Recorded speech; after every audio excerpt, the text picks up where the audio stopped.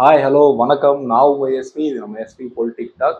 So கடந்த சில நாட்களாக நம்மளால வீடியோ போட முடியல. கொஞ்சம் பர்சனல் ஒர்க் இருந்தனால தொடர்ந்து நம்மளால வீடியோ போட முடியல.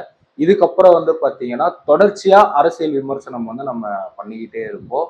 என்னதான் நம்ம சும்மா இருந்தாலும் இவங்க சும்மா விட மாட்டாங்களே பான்ற கதையா தாவேக்காவோட சீஃப் இன்ஃபுளுசர், அதாவது நம்ம சீஃப் மினிஸ்டர் அண்ணன் ஜோசப் விஜய் அவர்கள் பாத்தீங்கன்னா கரூருக்கு சென்று இருந்தாரு. கரூர்ல இறந்த குடும்பத்தினருக்கு அரசு வேலை நியமனம் தெரிவிக்கிற விதமாகவும் போயிருந்தார். ஆறுதல் தெரிவிக்கிற விதமாகவும் அவங்களுக்கு அரசு வேலை அப்படின்றத உறுதிப்படுத்தும் விதமாக. சரிப்பா, அதுல உனக்கு என்ன பிரச்சனை? நல்ல விஷயத்துக்கு தானே போயிருக்காரு. ஒரு நல்ல திட்டத்தை துவங்க வைக்க போயிருக்காரு. ரெண்டாவது பாவம் அப்பாவி மக்கள், அவங்க குடும்பத்தினர்ல குழந்தைங்க, நம்ம பார்த்தோம் குழந்தைங்க நிறைய பேர் இறந்திருந்தாங்க. அது தப்பில்லைல்ல அப்படின்ற மாதிரி மக்கள் நீங்க சொல்லலாம். ஆனா இது தப்புனா கண்டிப்பா இந்த விஷயம் தப்பு. அவர் அங்க போனது, அவங்களுக்கு ஆறுதல் தெரிவிச்சது, அதெல்லாம் தப்பு கிடையாது. ஆனா அரசு வேலை நியமனம் அப்படின்றது ஒரு தவறான செயல். காரணம் என்னன்னா, இது எதிர்காலத்துல பல அரசியல் கட்சிக்கு ஒரு தவறான உதாரணமா இருக்கும். ஏன்னா 18 20 வருஷமா ஒருத்தன் அதுக்காக கனவோட இருந்து படிச்சு கஷ்டப்பட்டு மேல அதுக்கப்புறம் அந்த எக்ஸாம் எழுதி அதுல நம்ம ஆசைப்பட்ட இது கிடைக்கல, இந்த போஸ்டிங் தான் தராங்க, திருப்பி ரீஅட்டம் பண்ணுவோம், ரீஅட்டம் பண்ணி இது அந்த மாதிரி பல மக்கள் வெயிட் பண்ணிட்டு இருக்காங்க. பல இளைஞர்கள் வேலை இல்லாம அதுக்கு கடினமா உழைச்சு பல பேர் வெயிட் பண்ணிட்டு இருக்க இந்த நேரத்துல உங்களை பார்க்க இறந்து போனவங்களுக்கு இவர் அரசு பதவி தராரு. அண்ணன் ஜோசப் விஜய் அவர்கள்கிட்ட நான் ஒண்ணுதான் கேக்குறேன். நான் தான் பீக்ல இருக்கேன் அப்படின்னு சொல்லிட்டு தானே வந்தீங்க. இந்த விஜய் உங்களுக்காக தான் வரேன், மக்களுக்காக தான் நான் வரேன், வேற எதுக்காகவும் நான் வரல. என்னுடைய பீக் 200 லாஸ்ட் படத்துக்கு கூட அந்த கேசரி ரீமேக்கு ஒரு அமௌண்ட் வாங்கியிருக்காரு. ஒரு 200 என்ன கோடியோ நமக்கு தெரியல. ஆனா ஜிஎஸ்டியோட சேர்த்து வாங்கினீங்கல்ல. உங்களை பார்க்க தானே வந்தாங்க, என்ன பார்க்க வந்தாங்களா இல்ல வேற யாரா பார்க்க வந்தாங்களா? உங்களை பார்க்க வந்த மக்கள், அந்த பிஞ்சு குழந்தைகள் அத்தனை பேர் இறந்திருக்காங்க, இளைஞர்கள் அத்தனை பேர் இறந்திருக்காங்க, வயதானவர்கள் இறந்திருக்காங்க. எல்லாமே கரெக்ட். ஆனா உங்களை பார்க்க தானே வந்தாங்க, உங்களுக்காக தானே வந்தாங்க. அவங்களுக்கு ஏன் உங்க பாக்கெட்ல இருந்து ஒரு பணம் எடுக்க மாட்டீங்களா? அதாவது இவரே ஒரு மேடையில சொன்னாரு, ஊரா வீட்டு நெய்ய என் வீட்டு மைய அப்படின்றது ஒரு நகைச்சுவையா அவருக்கு எழுதி கொடுப்பாங்க இல்லையா, பலர் அதை படிச்சுட்டு போனார் இல்லையா. இப்போ விஜய் அவர்களுக்கே நான் அந்த கேள்வி திருப்பி வைக்கிறேன். சோ அரசு கஜானான்றது உங்க இஷ்டத்துக்கு நீங்க எப்படி வேணா முதலமைச்சர் ஆயிட்டா பயன்படுத்தலாம் அப்படின்ற ஒரு நோக்கத்துல விஜய் இருக்காரா இல்லையான்றது நமக்கு தெரியல. சோ இந்த விஷயத்த நான் மக்கள்கிட்டயே அடுத்தது பாத்தீங்கன்னா வழக்கம் போல அங்க ஆறுதல், சரி போன இடத்துல ஆறுதல் தெரிவிப்பாருன்னு பாத்தீங்கன்னா திருப்பியும் அதே கதை தான். 10 தீந்து போன சக்தி, அப்புறம் 20 தீய சக்தி, 30 திமுக, அப்படி ஒரு போடு போட்டு லாஸ்டா இடைத்தேர்தலுக்காக ஒரு பிரச்சாரம். இதை ஆறுதல் தெரிவிக்கிறதோ அரசு நிகழ்ச்சியோ கிடையாது, தாவேக்காவோட ஒரு பிரச்சாரம் அப்படின்றதுதான் சொல்லலாம். அந்த கரூர் சம்பவத்துல எத்தனை பேர் கூட்ட நெரிசல்ல உயிரிழந்தாங்க. அவ்வளவு கஷ்டப்பட்டு உங்களுக்கு காவல்துறை எல்லாமே குடிச்சு பாதுகாப்பு குடிச்சு அத்தனை இடம் போனாரு. இவருக்கு இதுக்கு முன்னாடி போன பிரச்சாரம் பண்ண இடங்கள் எல்லாத்துலயுமே அதே காவல்துறை தான் இவருக்கு ஒத்துழைப்பு கொடுத்தது. ஆனா இன்னைக்கு என்ன சொல்றாருன்னா, காவல்துறை பழி வாங்கிட்டாங்க. அன்னைக்கு இருந்த அரசாங்கம் பேச்சு யாரு, திமுக பேச்சை கேட்டு பழி வாங்கிட்டாங்க, திமுக தான் இதுக்கு மொத்த காரணம். திருப்பியும் பழையபடியே பாவம் விஜய் நான் என்னப்பா பண்ணுவேன் அப்படின்ற மாதிரி ஒரு ரிப்ளை அங்க கொடுத்திருக்காரு. எல்லாத்துக்கும் காரணம் அவன் தான், அண்ட் திமுக தான் காரணம். ஒரு கட்டத்துக்கு மேல இந்த தாவேக்கால சேர்ந்தவங்க முதலமைச்சர் என்ன சொல்லுவாங்கன்னா, முதலமைச்சருக்கு உடம்பு சரியில்லைனா கூட திமுக தான் காரணம், ஸ்டாலின் அவர்கள் தான் காரணம், அவர் ஷர்ட் பட்டன் கிழிச்சா கூட உதயநிதி தான் காரணம் அப்படின்ற ஒரு இதுக்கு போயிடுவாங்க போல. அவர் வீட்டுல தண்ணி வரலன்னா கூட திமுக தான்ப்பா காரணம், ஏதோ பண்ணிட்டாங்க அப்படின்ற அளவுக்கு இன்னைக்கு பாத்தீங்கன்னா திமுக தான் காரணம் அப்படின்னு சொல்லியிருக்காரு. அங்க என்ன நடந்தது அப்படின்றது இன்னி வரைக்கும் விசாரணை போயிட்டு இருக்கு. கவர்மெண்ட் அன்னைக்கு இருந்த கவர்மெண்ட் அதை கரெக்டா கையாளல அப்படின்னா, ஆமா கண்டிப்பா கரெக்டா கையாளல. ஏன்னா அவ்வளவு கூட்டம் அப்படி இருக்க இதுல இது. ஆனா இவங்க மேல தப்பு இல்லையா அப்படின்னு பாத்தீங்கன்னா இவங்க மேலயும் தப்பு இருக்கு. நீங்க சொன்ன டைமிங் என்ன, நீங்க போன டைமிங் என்ன? அந்த இடத்துல சரி, அவங்க கீழே இருந்து நல்ல பல வீடியோக்கள் கீழே இருந்து அந்த கத்துறாங்க மக்கள். அண்ணா முடிங்கண்ணா, அதான் பண்ணுங்கன்னா ஏதோ ஒன்று சொல்றாங்க. ஏன் உங்களால அந்த இடத்துல நீங்க கிளம்பி போக முடியலையா? அதை பார்த்துட்டு நீங்க திருப்பியும் பேச்சை கண்டினியூ பண்ணிட்டு தானே இருந்தீங்க. அப்போ இவர் தப்பு யார் மேல இருக்குன்றது இன்னும் தெரியல. கவர்மெண்ட் வந்து அங்க சரியா கையாளலாம், ஆமா கண்டிப்பா அந்த இடத்துல வந்து ப்ராப்பரா வந்து ஒரு பண்ணல அப்படின்றதா உண்மை. ஆனா உங்க மேல மட்டும் தப்பே இல்லாத மாதிரி வந்து அன்னைக்கு வந்து பேசிட்டு போயிருக்காரு. ஸோ அது மட்டும் இல்லாம இடைத்தேர்தல் பத்தி ஒரு பேசியிருந்தார் இல்லையா? ஸோ இடைத்தேர்தல் வந்து திமுகவை வந்து ஓட விடணும், இந்த தீந்து போன சக்தியோ தீய சக்தியோ வந்து இதுக்கப்புறம் இயந்திரிக்கவே இருக்கக்கூடாது அப்படின்ற மாதிரி வந்து சொல்லியிருந்தாரு. ஆனா இவருக்கு ஒரு தக்கா வந்து கொடுக்குற மாதிரி அடுத்த நாள் வந்து உச்ச நீதிமன்றம் வந்து பாத்தீங்கன்னா என்ன சொல்லியிருந்தாங்கன்னா, இந்த இடைத்தேர்தலுக்கு வந்து தமிழகத்துல தற்காலிகமா தடை வந்து இது பண்ணணும், அங்க வந்து சில அலிகேஷன்ஸ் எல்லாம் இருக்கு, ஸோ அதனால இதுக்கு வந்து தடை விதிக்க அப்படின்ற ஒரு தீர்ப்பை வந்து கொடுத்துருக்காங்க. என்னதான் பிரச்சனை அதுலன்னு வந்து பாத்தீங்கன்னா எல்லாருக்குமே வந்து தெரியும். அண்ணன் வைகோ அவர்களே வந்து அதை ஒத்துக்கிட்டாரு. நீங்க வந்து அவரை ரிசைன் பண்ண சொல்லுங்க, விஜய் நானே வந்து பிரச்சாரம் பண்றேன் அப்படின்றதெல்லாம் வந்து விஜய் சொன்னாருன்ற மாதிரி அண்ணன் வைகோ அவர்களே வந்து சொல்லிட்டாரு. ஒரு பெருந்தலைவர் அவரே வந்து ஒரு ஒப்புதல் வாக்குமூலம் வந்து கொடுத்திருக்காரு. ஸோ இதுதான் வந்து பிரச்சனை. அதிமுகல இருக்கவங்க எல்லாம் வந்து குதிரை பேரம் பேசி அண்ணன் விஜய் அவர்கள் வந்து வாங்கி இந்த இடத்துல வந்து ஒரு குதிரை அரசியல் வந்து பண்ணிட்டாரு. அடுத்தபடியா வந்து பாத்தீங்கன்னா பல இடங்கள்ல இவர் வந்து சொல்லியிருக்காரு, இந்த விஜய் ஊழல் செய்ய மாட்டான், ஊழல் செய்யறவங்களையும் விட மாட்டான், தொட்டா விட மாட்டான் அப்படின்ற மாதிரி பஞ்சுடேல கண்ணன் வந்து நிறைய பேசிட்டு இருந்தாரு. ஆனா இன்னைக்கு அரசு வழக்கறிஞர் நியமனத்துல ஊழல் நடந்திருக்கு, அதாவது காசு வாங்கிட்டு இவங்க வந்து அப்பாயின்மெண்ட் வந்து போடுறாங்க, நியமிக்கிறாங்க.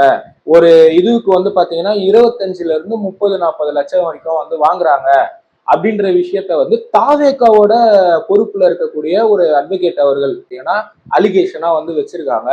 ஸோ இதுல வந்து பல எல்லா மாவட்டத்துல இருக்க மாவட்ட பொறுப்பாளர்கள், மாவட்ட அளவுல இருக்க பொறுப்பாளர்கள், மாவட்ட செயலாளர், ஸோ அவங்கதான் இந்த நியமனத்துக்கு வந்து காசு வாங்குறாங்க. அது மட்டும் இல்லாம இதுல புஷி ஆனந்த் அவர்களும் வந்து இன்வால்வ்டு அப்படின்ற மாதிரி சில செய்திகள்லாம் வந்து நமக்கு வருது.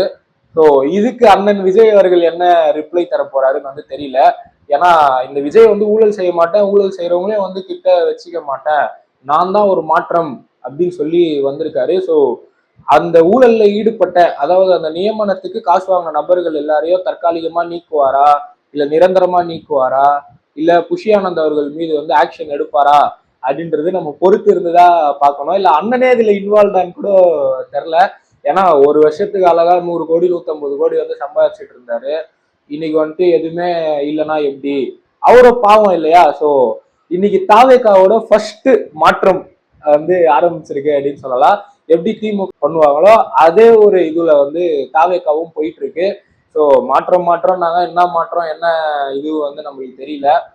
மாற்றம்னா நம்ம ஒண்ணு வந்து சொல்லலாம், இன்னைக்கு பல பேர் வந்து பேருந்துல வந்து பயணிக்கிறீங்க. ஸோ அந்த பேருந்து நிலையங்கள்ல இந்த பஸ் ஸ்டாண்ட்ல எல்லாம் வந்து பாத்தீங்கன்னா பின்னாடி திமுக வந்து பல விளம்பரத்துக்கு வந்து செலவிடுவாங்க, ரொம்ப அதிகமா வந்து செலவிடுவாங்க. அதாவது கவர்மெண்ட் என்னென்ன பண்ணிருக்கு அப்படின்ற மாதிரி போட்டு அவங்கள ப்ரொமோட் பண்ணி, அதாவது அண்ணன் உதயநிதி அவர்களையும் அப்பா மு.க. ஸ்டாலின் அவர்களே வந்து ப்ரொமோட் பண்ணிப்பாங்க. இங்க ஒரு கட்டம் மேல போயிட்டு மாற்றம் இல்லையா, அவர் வந்து மாற்றமா வந்திருக்காரு இல்லையா? ஸோ அதனால இந்த மாவட்ட பொறுப்புல இருக்கவங்க, நகர பொறுப்புல இருக்கவங்க, அந்த எம்எல்ஏ ஓகே, அரசு சார்ந்த பொறுப்புல வந்து இருக்காங்க. அரசுக்கும் இதுக்கும் சம்பந்தமே இல்லாத ஆட்கள், மாவட்ட செயலாளர், மாவட்ட ஒருங்கிணைப்பாளர் அப்படின்னு போட்டு பல இதுல வந்து பாத்தீங்கன்னா அவங்க போட்டோவோட கீழே வந்து அவங்க பேரு அதெல்லாம் வந்து போட்டு விளம்பரம் செஞ்சுட்டு வராங்க. எனக்கு புரியல, கவர்மெண்டோட பணம், கவர்மெண்ட் சரி அரசாங்கம் என்ன பண்ணிருக்குன்றது வந்து சொல்லலாம். ஃபர்ஸ்ட் விளம்பரத்துக்கு ஒரு அரசாங்கம் வந்து செலவிடுவதே வந்து தவறு.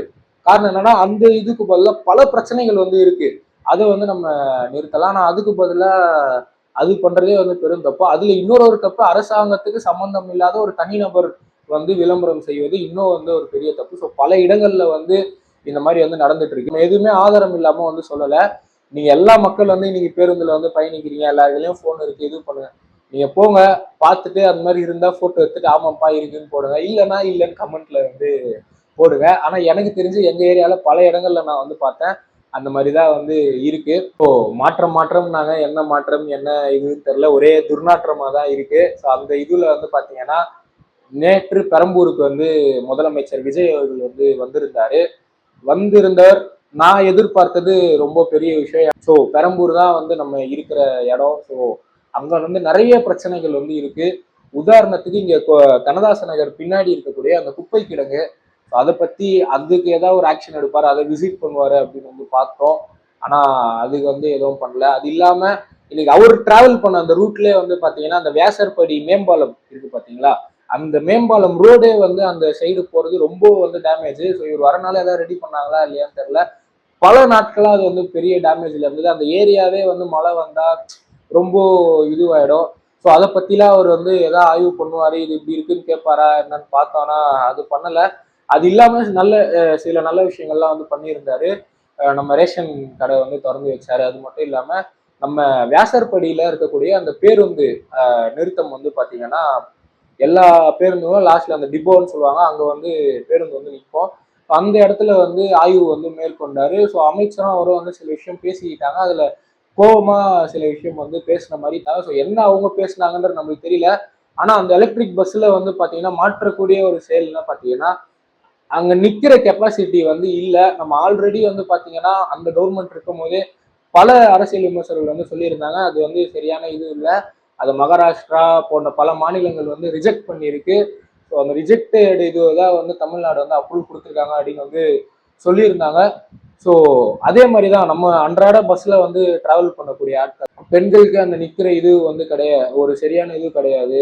அது மட்டும் இல்லாம கூட்டம் வந்து அதிகமாயிடுச்சுன்னா நம்மளால அந்த இடத்துல வந்து இருக்கவே முடியாது. அந்த அளவுக்கு தான் ஒரு சூழல். ஸோ நிக்க ஒரு கெப்பாசிட்டி சரியான கெப்பாசிட்டி இல்லாத சூழல். மற்றபடி வந்து பாத்தீங்கன்னா மாற்றுத்திறனாளிக்கு முதியோர்களுக்கு ஒரு வசதியான பேருந்து தான் அது.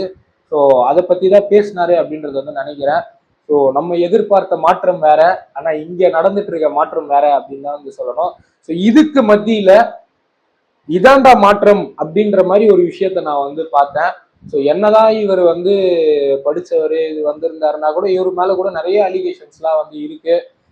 பிஜேபியில இருந்து வந்தவர் நபர் வேற யாரும் இல்லை, அண்ணாமலை அண்ணன் அவர்கள் தான். ஸோ வி த லீடர்ஸ் மாநாடு வந்து நடந்தது. ஸோ அதுல முக்கியமான விஷயங்கள் வந்து பாத்தீங்கன்னா இது அரசியல் கட்சியா வரப்போது 2031 மாற்றம் கண்டிப்பா நடக்கும், நாங்க தான் வந்து இருக்க போறோம் அப்படின்ற மாதிரி ஒரு பதில வந்து அண்ணாமலை அவர்கள் வந்து சொல்லியிருக்காரு. எப்படி 2026 ஒரு மாற்றம் நடந்ததோ 31 மாற்றம் நடக்கும். அந்த மாற்றம் இளைஞர்கள் கையில தான் வந்து இருக்கு. இளைஞர்கள் கையிலயும் படித்தவர்கள் கையிலயும் அந்த மாற்றம் வந்து இருக்கு அப்படின்ற ஒரு விஷயத்த சொல்லியிருக்காரு. அது மட்டும் இல்லாம தாவேகா அரசு மேல ஒரு குற்றச்சாட்டும் வந்து வச்சிருக்காரு. என்ன குற்றச்சாட்டுனா கடந்த ஆட்சி எப்படி வந்து கடன் வாங்கினாங்களோ அதை விட கூடுதலா இந்த ஆட்சி வந்து கடன் வாங்கும். அது மட்டும் இல்லாம இந்த ஆட்சி முடிகிற சமயத்துல 15 லட்சம் கோடி கடன் வந்து தமிழகத்துக்கு மேல இருக்கும் அப்படின்ற ஒரு விஷயத்த வந்து சொல்லியிருக்காரு. அது மட்டும் இல்லாம மதுவை வந்து ஒழிக்கணும், மது வந்து இந்த நாட்டுக்கு வந்து கேடு, அது மாதிரி மது சம்பந்தப்பட்ட தீர்மானங்கள்லாம் அவங்க இதுல வந்து ஏற்கப்பட்டது. எனக்கு இந்த இதுல வந்து ஒரு பிடிச்ச விஷயம் வந்து என்னன்னு வந்து பாத்தீங்கன்னா மாநாடு முடிஞ்ச உடனே நம்ம நாம் தமிழர் மாநாடுலாம் கூட பார்ப்போம். நம்மளுக்கு வந்து அப்படி ஒரு வியப்பா இதுவா இருக்கும். அது என்னன்னா எனக்கு தெரிஞ்சு தமிழ்நாடு அரசியல் இதுல இப்போதைக்கு இருக்க ரெண்டே இதுதான். ஒண்ணு நாம் தமிழர், அப்புறம் வீத லீடர்ஸ், அப்புறம் தாவேகா. 3 இது வச்சுக்கோங்க. தாவேகா இவங்க தான் காசே கொடுக்காம மக்களை வந்து வர வைக்கிறாங்க. அதாவது ஒரு ஐடியாலஜிக்கலா வந்து செயல்பட்டு வராங்க அப்படின்னு சொல்லணும். ஒரு நாம் தமிழர் வந்து பாத்தீங்கன்னா தமிழ் தேசியம் அப்படின்ற வழியில வந்து போறாங்க. நம்ம தாவேகா வந்து பாத்தீங்கன்னா தமிழ் தேசியம் திராவிடம் ரெண்டுமே இரு கண்கள் அப்படின்ற ஒரு இதுல வந்து போறாங்க. அது மட்டும் இல்லாம திராவிட கோட்பாட்டோட 2 பெருங்கட்சிகள் வந்து இருக்கு, அதிமுக திமுக. ஸோ புது கட்சியா இளைஞர்களோட நான் செயல்பட போறேன், நம்ம எல்லாருமே வந்து தலைவர்கள் தான், நம்ம எல்லாரும் வந்து அதாவது நம்ம எல்லாருமே வந்து தலைவர்கள் தான், நம்மளால தான் ஒரு மாற்றம் நடக்க போகுது, நம்ம வீட்டுல இருந்து நம்மளோட அந்த தெருவுல இருந்து தான் மாற்றம் வந்து நடக்க போகுது அப்படின்ட்டு ஒரு புது இதோட அண்ணாமலை அவர்கள் வந்து இறங்கியிருக்காரு. ஆனா இந்த இடத்துல வந்து என்ன சொல்லியிருந்தாருன்னா திமுக காரங்களாம் வந்து கேட்கறாங்க, பல பேர் வந்து என்ன வந்து சொன்னாங்க பிஜேபியை திட்டுங்க அது திட்டுங்க அப்பதான் வந்து தமிழ்நாட்டுல வந்து இது நடக்கும். ஆனா அண்ணாமலை வந்து நான் இப்படி பண்ண மாட்டேன், மற்றவங்களை திட்டி அரசியல் செய்யறதுக்கு நான் வரல, என்னுடைய அரசியல் இதான் அப்படின்ற ஒரு விஷயம் சொல்லியிருக்காரு. அது மட்டும் இல்லாம அமெரிக்கா நடந்த ஒரு மீட்ல வந்து பாத்தீங்கன்னா தமிழ் பத்தி பேசியிருந்தாரு. அன்னைக்கு பல சர்ச்சைகள் வந்து போயிட்டு இருந்தது, இவர் தமிழ் தேசியத்தை தான் வந்து கையில எடுக்க போறாரு அப்படின்ட்டு. ஆனா இன்னைக்கு அதை வந்து உடைச்சிருக்காருன்னு தான் சொல்லணும். ஸோ நேஷனாலிட்டி நான் வந்து ஒரு இந்தியன், நான் வந்து ஒரு தமிழர், அது பெருமைக்குரிய ஒரு இந்தியன் நானு. ஸோ ஒரு தமிழரா இருக்கக்கூடிய பெருமைக்குரிய இந்தியன் அப்படின்ற ஒரு இது வந்து சொல்லியிருக்காரு. ஸோ தேசியவாதியா தான் அண்ணாமலை வந்து செயல்படுவார் அப்படின்ற ஒரு விஷயம் வந்து தெரிஞ்சிருக்கு. ஆல்ரெடி அப்படிதான் வந்து பிஜேபியோ வந்து போயிட்டு இருக்கு. ஆனா பிஜேபி மேல எல்லாருக்கும் இருக்கக்கூடிய ஒரு கருத்து ஒரு சாயல் என்னன்னா அது வந்து ஒரு இந்துத்துவா கட்சி, இந்துக்களுக்காக வேலை செய்யற கட்சி அப்படின்ற ஒரு சாயல் வந்து இருக்கு.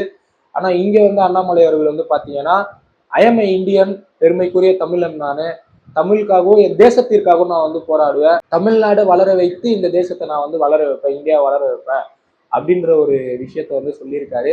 ஸோ சீக்கிரமா மது கடைகள்லாம் நிறைய இன்னும் மூடணும் அப்படின்ற ஒரு ரிக்வஸ்ட் தாவேகாக்கு வந்து வச்சிருக்காரு.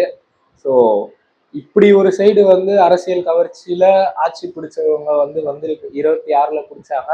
ஸோ 31ல ஒரு மாற்றம் நடக்குமா அப்படின்றத நம்ம வெயிட் பண்ணி தான் வந்து பார்க்கணும். என்னதான் நம்ம வந்து தாவேகா மேல வந்து குற்றச்சாட்டு சொன்னாலும் 1.5 கோடி மக்கள் வந்து தாவேகாவுக்கு வந்து ஆதரவு தெரிவிச்சிருக்காங்க. ஆனா அதை வந்து விஜய் ப்ராப்பரா எடுத்துட்டு போறாரான்றதை தான் நம்ம விமர்சிக்கிறோமே தவிர்த்து அவங்கள வேணும்னே விமர்சிக்கணும் அப்படின்ற அவசியம் வந்து நம்மளுக்கு எதுவுமே கிடையாது. ஸோ அவங்க ப்ராப்பரா போல சில விஷயத்துல வந்து தப்பு செய்யறாங்க. நல்லது செய்யற விஷயத்துல நம்ம வந்து எப்பவுமே பாராட்டுறதுல நம்ம முன்னாடி இருப்போம். ஸோ இப்படி 26ல ஒரு மாற்றம் நடந்திருக்கு. ஸோ 31ல ஒரு மாற்றம் நடக்குமா நடக்காதா அப்படின்றத மக்கள் நீங்க உங்க கருத்துக்களை கமெண்ட்ல வந்து தெரிவிங்க. ஸோ வீடியோட இறுதியில எப்பவுமே நான் உங்ககிட்ட வந்து கேட்கறது தான், இந்த சேனல் சிறந்து செயல்படணும் அப்படின்னா உங்களுடைய ஆதரவை சப்ஸ்கிரைப் மூலியமும் தெரிவிங்க. நன்றி.